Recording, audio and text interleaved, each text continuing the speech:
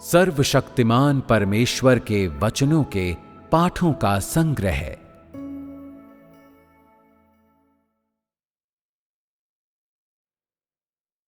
परमेश्वर मनुष्य के जीवन का स्रोत है।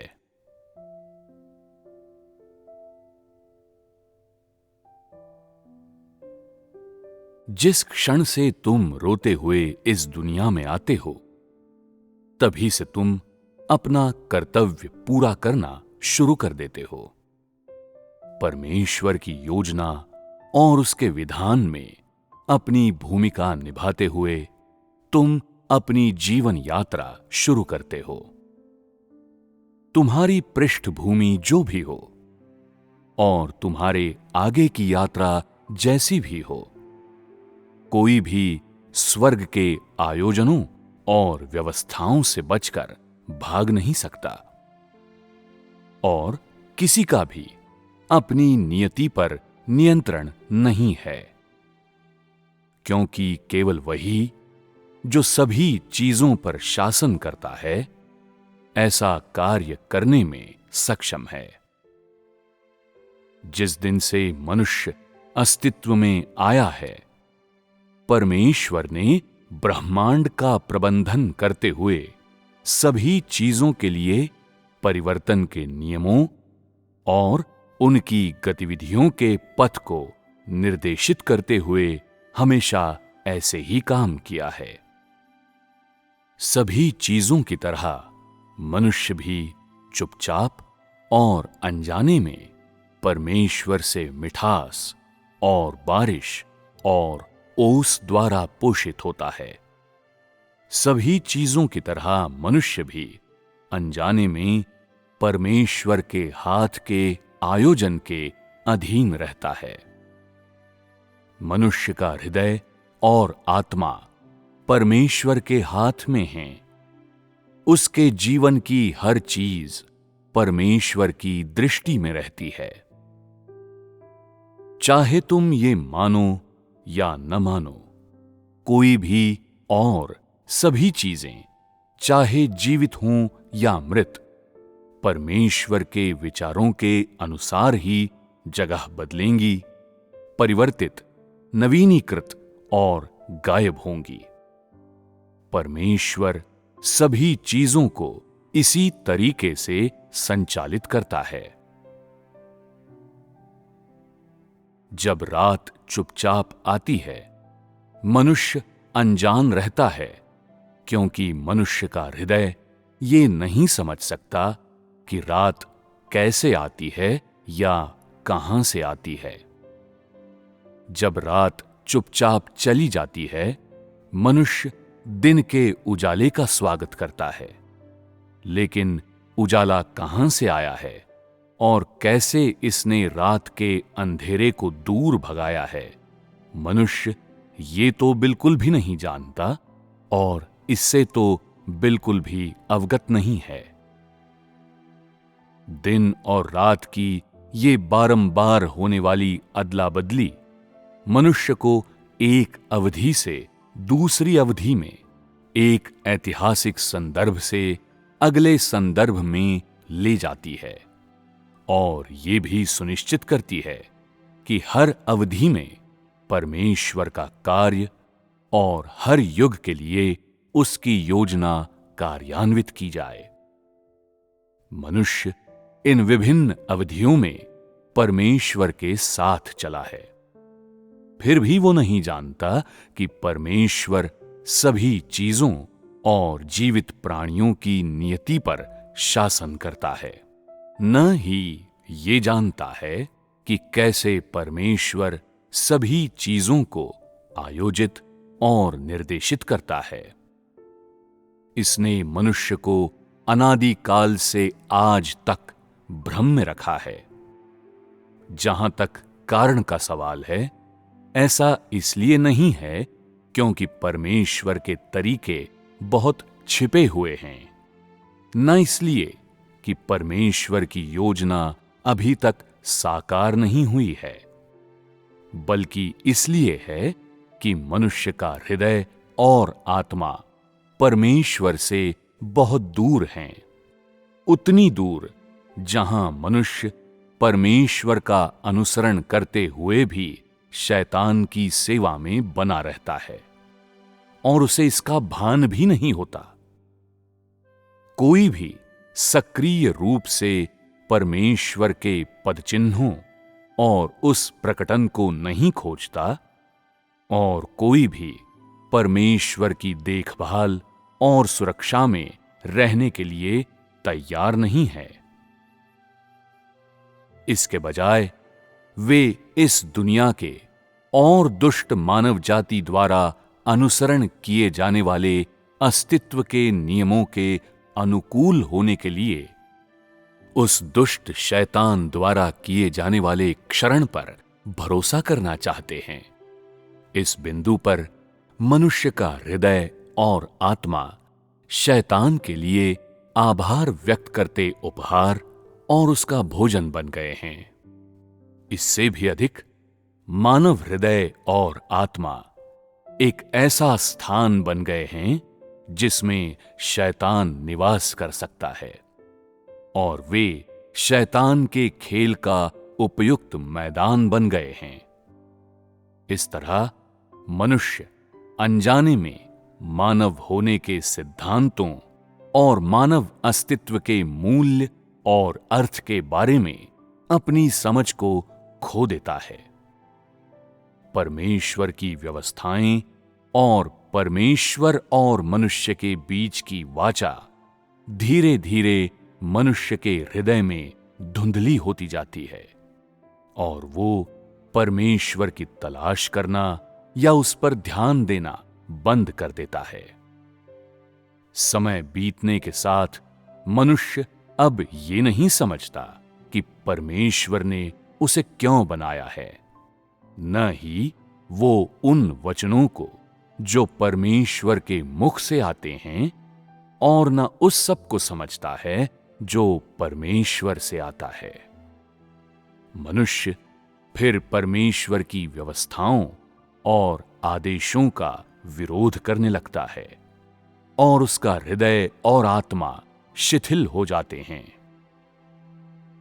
परमेश्वर उस मनुष्य को खो देता है जिसे उसने मूल रूप से बनाया था और मनुष्य अपनी शुरुआत का मूल खो देता है। यही इस मानव जाति की त्रासदी है। वास्तव में बिल्कुल शुरुआत से अब तक परमेश्वर ने मनुष्य जाति के लिए एक त्रासदी का मंचन किया है। ऐसी त्रासदी जिसमें मनुष्य नायक और पीड़ित दोनों है और कोई इसका उत्तर नहीं दे सकता कि इस त्रासदी का निर्देशक कौन है। दुनिया के विशाल विस्तार में अनगिनत परिवर्तन हो चुके हैं। बार बार गाद भरने से महासागर मैदानों में बदल रहे हैं, खेत बाढ़ से महासागरों में बदल रहे हैं। सिवाय उसके जो ब्रह्मांड में सभी चीजों पर शासन करता है, कोई भी इस मानव जाति की अगुवाई और मार्गदर्शन करने में समर्थ नहीं है। कोई ऐसा पराक्रमी नहीं है जो इस मानव जाति के लिए श्रम या तैयारी कर सकता हो और ऐसा तो कोई भी नहीं है जो इस मानव जाति को प्रकाश की मंजिल की ओर ले जा सके और इसे सांसारिक अन्यायों से मुक्त कर सके। परमेश्वर मनुष्य जाति के भविष्य पर विलाप करता है। वो मनुष्य जाति के पतन पर शोक करता है और उसे पीड़ा होती है कि मनुष्य जाति कदम दर कदम क्षय और ऐसे मार्ग की ओर बढ़ रही है जहां से वापसी संभव नहीं है। ऐसी मनुष्य जाति जिसने परमेश्वर का हृदय तोड़ दिया है और दुष्ट की तलाश करने के लिए उसका त्याग कर दिया है, क्या किसी ने कभी उस दिशा पर विचार किया है जिस ओर ऐसी मनुष्य जाति जा रही है? ठीक इसी कारण से कोई परमेश्वर के कोप को महसूस नहीं करता, कोई परमेश्वर को खुश करने का तरीका नहीं खोजता या परमेश्वर के करीब आने की कोशिश नहीं करता, और इससे भी अधिक कोई परमेश्वर के दुख और दर्द को समझने की कोशिश नहीं करता। परमेश्वर की वाणी सुनने के बाद भी मनुष्य अपने रास्ते पर चलता रहता है। परमेश्वर से दूर जाने, परमेश्वर के अनुग्रह और देखभाल से बचने, उसके सत्य से कतराने में लगा रहता है। अपने आप को परमेश्वर के दुश्मन शैतान को बेचना पसंद करता है। और किसने इस बात पर कोई विचार किया है? क्या मनुष्य को अपनी जिद पर अड़े रहना चाहिए कि परमेश्वर इस मानव जाति के साथ कैसा व्यवहार करेगा, जिसने उसे मुड़कर एक नजर देखे बिना ही खारिज कर दिया? कोई नहीं जानता कि परमेश्वर के बार बार के अनुस्मारकों और आग्रहों का कारण यह है कि उसने अपने हाथों में एक अभूतपूर्व आपदा तैयार की है। एक ऐसी आपदा जो मनुष्य की देह और आत्मा के लिए असहनीय होगी।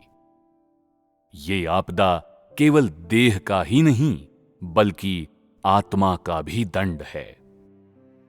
तुम्हें ये जानने की आवश्यकता है, जब परमेश्वर की योजना निष्फल होती है और जब उसके अनुस्मारकों और आग्रहों का कोई उत्तर नहीं मिलता, तो वो किस प्रकार का क्रोध प्रकट करेगा?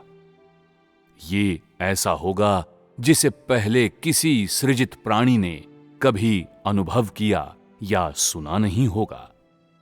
और इसलिए मैं कहता हूं, ये आपदा बेमिसाल है और कभी दोहराई नहीं जाएगी, क्योंकि परमेश्वर की योजना मनुष्य जाति का केवल एक बार सृजन करने और उसे केवल एक बार बचाने की है। ये पहली बार है और यही अंतिम बार भी है। इसलिए जिन श्रमसाध्य इरादों और उत्साहपूर्ण प्रत्याशा से परमेश्वर इस बार इंसान को बचाता है, उसे कोई नहीं समझ सकता। परमेश्वर ने इस संसार की रचना की और इसमें एक जीवित प्राणी मनुष्य को लेकर आया, जिसे उसने जीवन प्रदान किया। इसके बाद मनुष्य के माता पिता और परिजन हुए और वो अकेला नहीं रहा। जब से मनुष्य ने पहली बार इस भौतिक दुनिया पर नजरें डाली, तब से वो परमेश्वर के विधान के भीतर विद्यमान रहने के लिए नियत था। परमेश्वर की दी हुई जीवन की सांस हर एक प्राणी को उसके वयस्कता में विकसित होने में सहयोग देती है। इस प्रक्रिया के दौरान किसी को भी महसूस नहीं होता कि मनुष्य परमेश्वर की देखरेख में बड़ा हो रहा है, बल्कि वे ये मानते हैं कि मनुष्य अपने माता पिता की प्रेमपूर्ण देखभाल में बड़ा हो रहा है और ये उसकी अपनी जीवन प्रवृत्ति है, जो उसके बढ़ने की प्रक्रिया को निर्देशित करती है। ऐसा इसलिए है क्योंकि मनुष्य नहीं जानता कि उसे जीवन किसने प्रदान किया है या ये कहां से आया है, और ये तो वो बिल्कुल भी नहीं जानता कि जीवन की प्रवृत्ति किस तरह से चमत्कार करती है। वो केवल इतना ही जानता है कि भोजन ही वो आधार है जिस पर उसका जीवन चलता रहता है।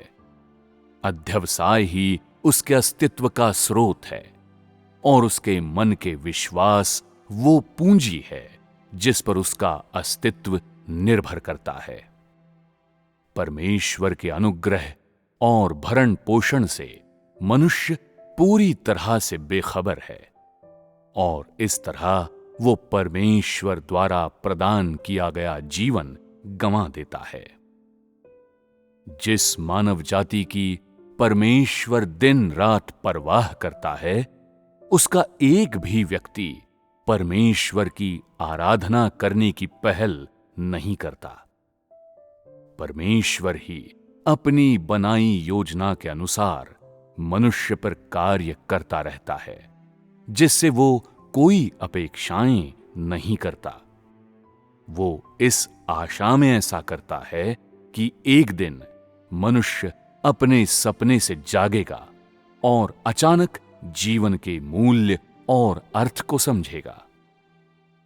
परमेश्वर ने उसे जो कुछ दिया है, उसके लिए परमेश्वर द्वारा चुकाई गई कीमत और परमेश्वर की उस उत्सुक व्यग्रता को समझेगा, जिसके साथ परमेश्वर मनुष्य के वापस अपनी ओर मुड़ने की प्रतीक्षा करता है। किसी ने कभी भी मनुष्य के जीवन की उत्पत्ति और निरंतरता को नियंत्रित करने वाले रहस्यों पर गौर नहीं किया है।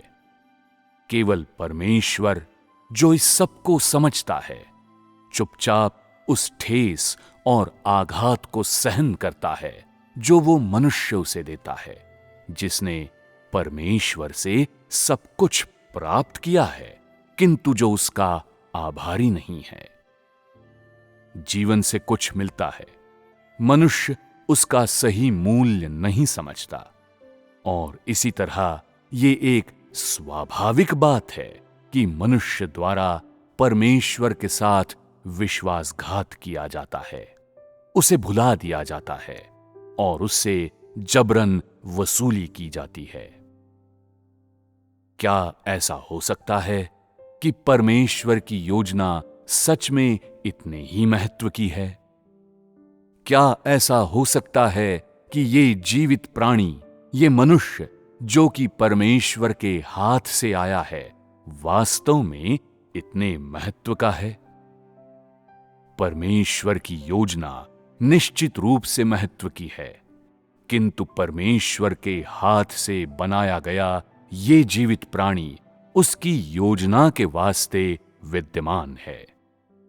इसलिए परमेश्वर इस मानव जाति के प्रति घृणा के कारण अपनी योजना को बेकार नहीं कर सकता। ये परमेश्वर की योजना के वास्ते और उसके द्वारा फूंकी गई सांस के लिए है कि परमेश्वर मनुष्य की देह के लिए नहीं, बल्कि मनुष्य के जीवन के लिए समस्त यातनाएं सहता है।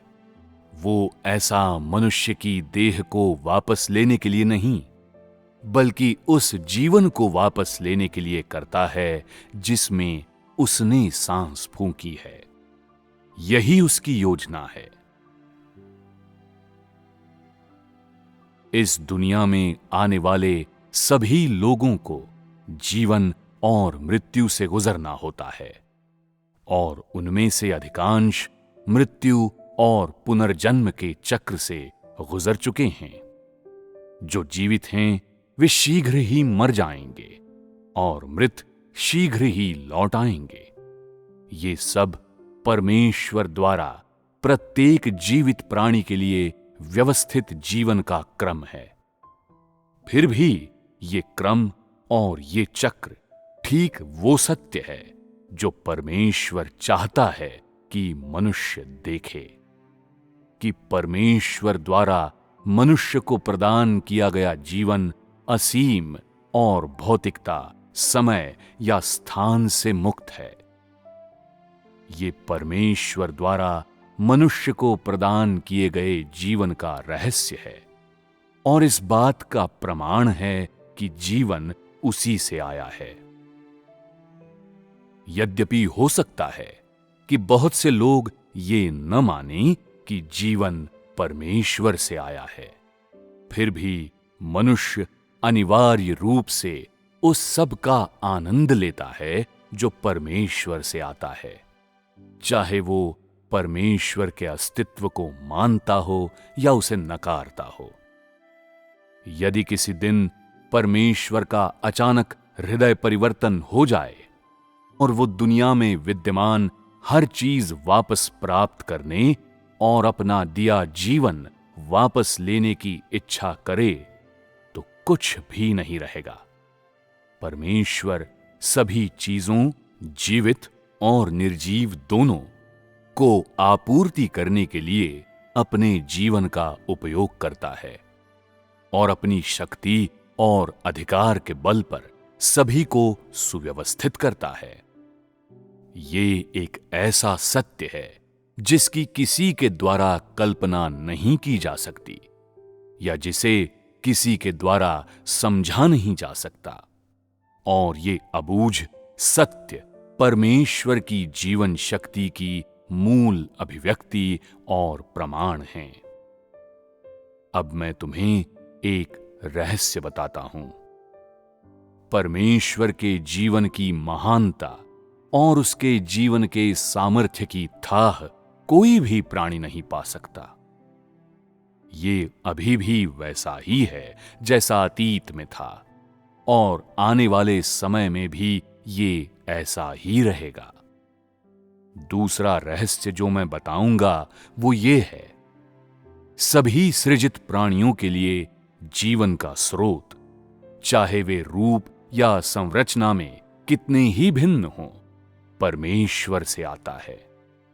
तुम चाहे किसी भी प्रकार के जीव हो, तुम उस जीवन पथ के विपरीत नहीं चल सकते जिसे परमेश्वर ने निर्धारित किया है। हर हाल में मेरी इच्छा है कि मनुष्य इसे समझे। परमेश्वर की देखभाल, रखरखाव और भरण पोषण के बिना मनुष्य वो सब प्राप्त नहीं कर सकता जो उसे प्राप्त करना था, चाहे वो कितनी भी तत्परता से कोशिश क्यों न करे या कितना भी कठिन संघर्ष क्यों न करे।